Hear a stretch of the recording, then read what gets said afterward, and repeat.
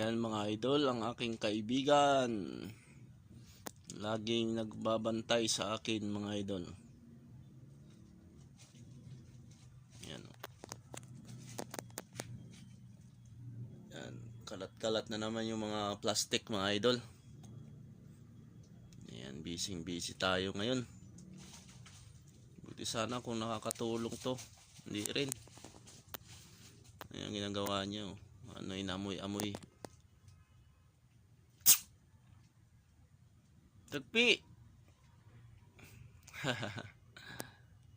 Ayan, dyan na siya. Kung saan ako, doon rin siya magbabantay-bantay.